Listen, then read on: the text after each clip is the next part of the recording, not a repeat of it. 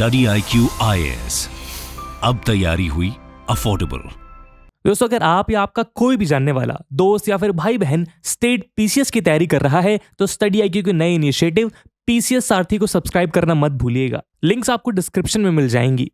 दोस्तों, क्या आप बता सकते हैं कि दुनिया के second richest businessman Gautam Adani, Punjab Kesari Lala Lajpat Rai, father of Indian space program Vikram Sarabhai, acclaimed film maker Sanjay Leela Bhansali और POK में घुसकर दुश्मन के दांत खट्टे करने वाले शेरदिल फाइटर पायलट अभिनंदन वर्तमान के बीच अपने अपने फील्ड के धुरंधर होने के अलावा और क्या कॉमन लिंक है, चलिए हम ही आपको बता देते हैं। ये सभी लोग जैन कम्युनिटी को बिलोंग करते हैं। वही जैन रिलीजन जो भारतीय सरजमी पर शुरू हुए सबसे पुराने रिलीजन्स में से एक है।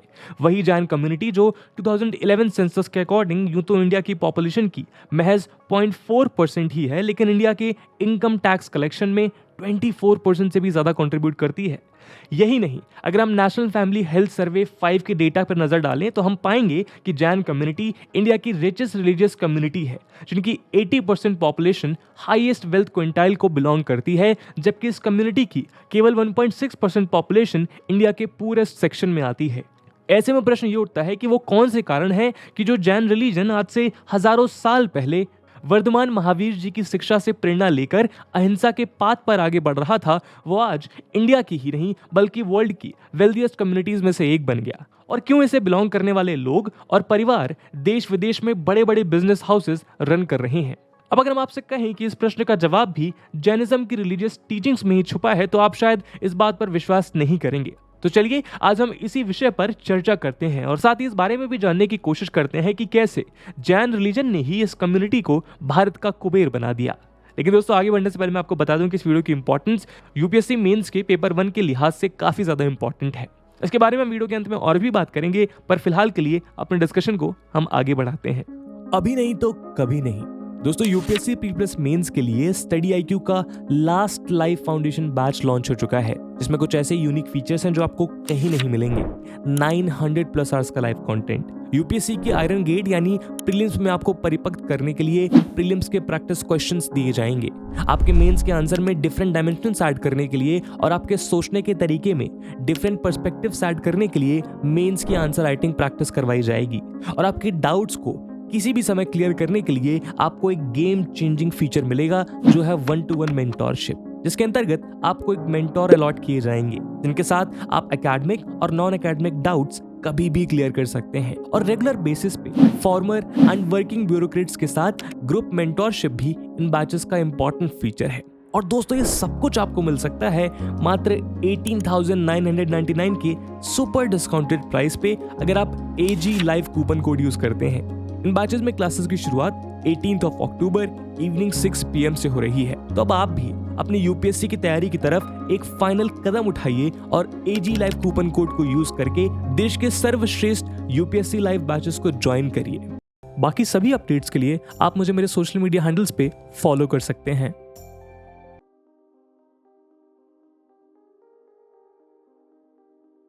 दोस्तों, अब जब हमने अपनी बात जैन रिलीजन से शुरू की है तो चलिए इसके पास्ट को भी थोड़ा ब्रीफ में जान लेते हैं, ताकि हम इस कम्युनिटी के आज को इस कम्युनिटी के कल से जोड़ सकें। घबराइए मत, हमारा ये हिस्टोरिकल और फिलोसफिकल डिटोर काफी ब्रीफ होगा।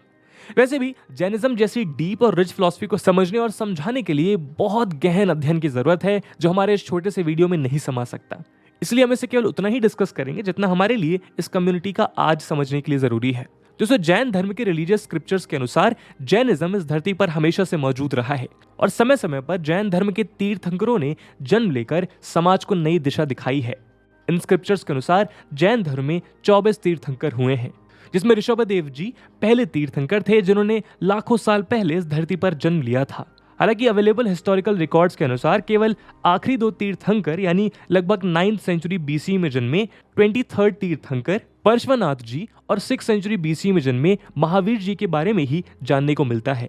लेकिन सभी मायनों में जैनिज्म को स्थापित करने का श्रेय वर्धमान महावीर जी को दिया जाता है, जिन्होंने केवल ज्ञान को प्राप्त करके इस धरती से लोगों का उद्धार किया। वहीं अगर हम जैनिज्म की फिलॉसफी पर गौर करें तो मुख्यतः इसके अनुयायी 5 मेन वोज लेते हैं: अहिंसा यानी नॉन वायलेंस, सत्य यानी ट्रुथ, अस्त्य यानी नॉट स्टीलिंग, ब्रह्मचर्य यानी चैस्टिटी और अपरिग्रह यानी नॉन पॉजिटिवनेस। इन वोज को देखते हुए यह समझना मुश्किल नहीं है कि एक कॉमन जैन फॉलोअर पहले 3 वोज लेता है, जबकि एक जैन साधु या साध्वी इन सभी 5 वोज को धारण करते हैं।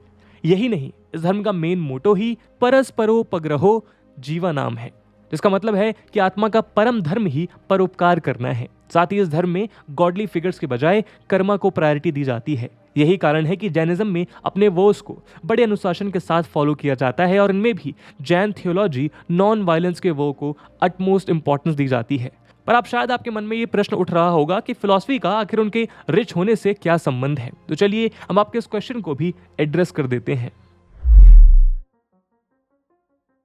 दोस्तों, अगर आप इंडियन हिस्ट्री और इंडियन सोसाइटी के इतिहास पर गौर करें तो वैदिक युग के बाद से ही इंडिया प्रीडोमिनेंटली एक एग्रेरियन या ट्रेड बेस्ड इकोनॉमी रही है। फिर चाहे हम मौर्यन एम्पायर को देखें या गुप्ता एम्पायर को, सभी को अपने फर्टाइल लैंड्स की वजह से ही इकोनॉमिक एज मिला, जिससे वो एक लार्ज आर्मी को सस्टेन कर पाए। लेकिन जैनिज्म के इन वोज की वजह से और खास तौर पर एक्सट्रीम नॉन वायलेंस प्रैक्टिस की वजह से जैन कम्युनिटी न तो वॉरियर क्लास में शामिल हो सकती थी और ना ही एग्रीकल्चरिस्ट क्लास में, क्योंकि जैनिज्म में सिर्फ लिविंग थिंग ही नहीं, साइंटिफिकली नॉन लिविंग माने जाने वाली चीजों को भी हानि पहुंचाना गलत समझा जाता है। यही कारण है कि इसमें सॉइल की टाइलिंग करने तक की मनाही है, क्योंकि इससे सॉइल और उसमें रहने वाले माइक्रोब्स को हानि पहुंच सकती है। इन कारणों से जैन कम्युनिटी एग्रीकल्चरल एक्टिविटीज को छोड़कर बिजनेस एक्टिविटीज को करना शुरू करती हैं।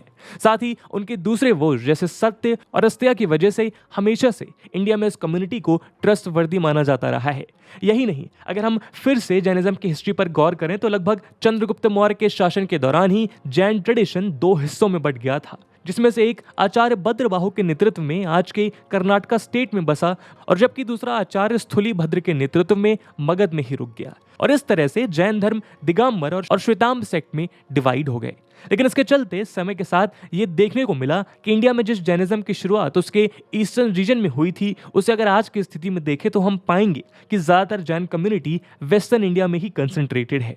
2011 के सेंसस के अकॉर्डिंग इंडिया के लगभग 31% जैन्स महाराष्ट्र, 14% राजस्थान और 13% गुजरात और मध्य प्रदेश में रहते हैं। ऐसे में अगर आप गौर करें तो कोलकाता और मद्रास को छोड़कर गुजरात और महाराष्ट्र ही हमेशा से इंडिया का मेन कमर्शियल और इंडस्ट्रियल हब रहा है। ऐसे में बिजनेस सेंटर्स और जैन कम्युनिटी इंडिया की इकोनॉमिक ग्रोथ में हिस्टोरिकली इन्वॉल्व रहे हैं। यही नहीं, 1875 में बॉम्बे स्टॉक एक्सचेंज की नींव रखने वाले सेठ प्रेमचंद रॉयचंद भी जैन कम्युनिटी से ही थे। साथ ही परस्परोपग्रहो जीवा नाम के अपने मेन मोटो से प्रेरणा लेते हुए इस कम्युनिटी में एक इंटरडिपेंडेंस और सहोदय का इंटेंट भी साफ देखने को मिलता है। यही कारण है कि सिर्फ इंडिया में ही नहीं, यूएसए, यूरोप और साउथ अफ्रीका में भी एक स्ट्रॉन्ग जैन कम्युनिटी देखने को मिलती है। वहीं दूसरी ओर अगर हम इस कम्युनिटी के एजुकेशन स्टेटस पर गौर करें तो हम पाएंगे कि 2011 के पॉपुलेशन सेंसस के अनुसार रफली 34% जैन अडल्ट्स के पास एटलीस्ट एक कॉलेज डिग्री है, जबकि इसी सेंसस में जनरल पब्लिक में यह आंकड़ा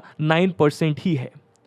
यही नहीं, अगर हम इंडिया के लिटरेसी रेट के रिलीजियस कम्युनिटीज पर बेस्ड डेटा पर ध्यान दें तो उसमें भी जैन कम्युनिटी सबसे आगे खड़ी दिखाई देती है, क्योंकि जहां इंडिया में लिटरेसी रेट 73% है, वहीं जैन कम्युनिटी में ये ऑलमोस्ट 95% है।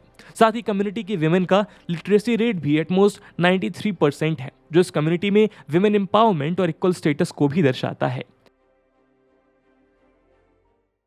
दोस्तों, उसका ये मतलब नहीं है कि जैन कम्युनिटी एक मनी हंग्री कम्युनिटी है, बल्कि इसके उलट आप अक्सर न्यूज में जैन कम्युनिटी के बड़े बड़े इंडस्ट्रियलिस्ट और बिजनेसमैन को वेल्थ को रिनाउंस करते हुए देखते होंगे।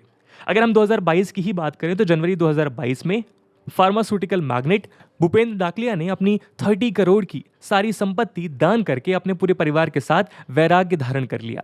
ऐसा ही कुछ अहमदाबाद के 2 बिजनेस फैमिलीज ने अपनी 75 करोड़ की संपत्ति दान करते हुए मई 2022 में किया।